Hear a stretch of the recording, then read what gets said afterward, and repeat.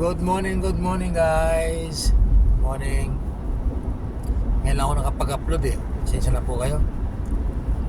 Kasi naman busy ako sa work ko. Siyempre as a supervisor, sa foreman. Busy ako. Tapos ako pa namimili ng mga spare parts. Napunta ako galing ako sa Riyadh ngayon. Bumili ng spare parts. Tapos papunta ngayon sa aming site. Pasensya na guys. Kaya ito lang ako, ngayon ako nakapag-upload ulit. Pasensya na po kayo mga followers ko dyan, mga viewers. Kaya sana supportahan nyo ako sa aking kahit bira-bira lang ako magkaroon ng upload, okay lang. Basta importante masaya tayo. At hindi tayo nagkakaroon ng problema, hindi tayo nagkakasakit, nagkakaroon ng may mga problema na hindi naasahan. Pero may iba tayo guys, mga guys. Aware ba kayo sa sa isang bata na ngayon sikat na si Carla Tupular? Kilala niyo ba 'yon? Si Carla Tupular, isang batang galing sa napakahirap na pamilya. Nasa liblib sila na isang lugar ng Naga yata o dahil isang gitna ng bukid, gitna ng niyugan. Napakahirap ang kubo, sa kubo lang sa nakatira, nagsisiksikan sila ang mga buong pamilya doon. Halos hindi ka makatayo. Nasubaybayan ko yung guys mula nung umpisa nung na-discover ni Kalinga Prab.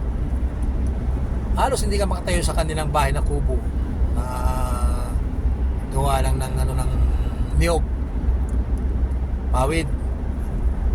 Na-discover ni Kalinga Prab yun, nagtitinda ng puto sa isang waiting shed sa isang iskinita. Alam niyo na yung sa probinsya. Na-discover ni Kalinga Prab. Hanggang tinulungan niya hanggang sa pinag-aral niya. Ngayon pinabahayan niya pati pamilya niya. Tinuruan niyang sinama sa vlog niya, tinuruan niyang mag-vlog hanggang sa na siya kay Ngayon guys, 1 year pa lang, tingnan niyo guys, kaya ang tinatawag na destiny. Kaya kung destiny talaga ang destiny mo, ang ganda na niya ngayon. Alam niyo ba, kilala niyo ba si artistang si Lisa Soberano? Tingnan niyo guys ang vlog niya.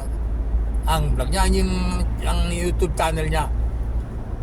Carla Tupular. Tapos yung kanyang boyfriend ay nagkaroon siya ng si Jomar, kaya ang page nilang dalawa Jomcar.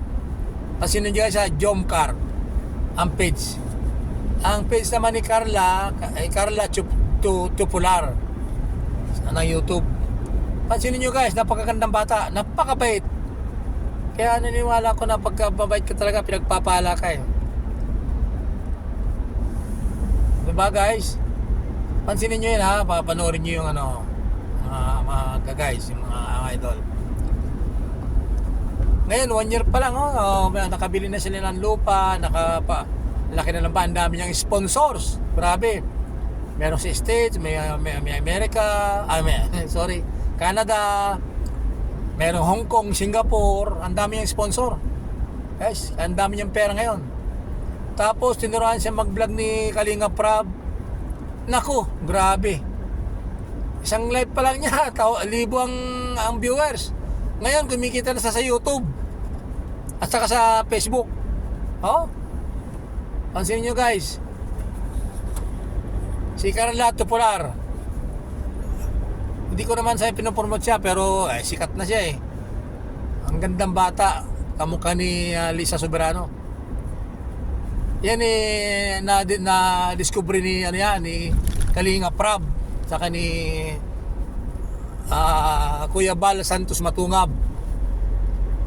Yan, sila nakadiscover niyan kaya saludo ako sa mag-amang yan, si Kalinga Prab saka si Kuya Bal Santos.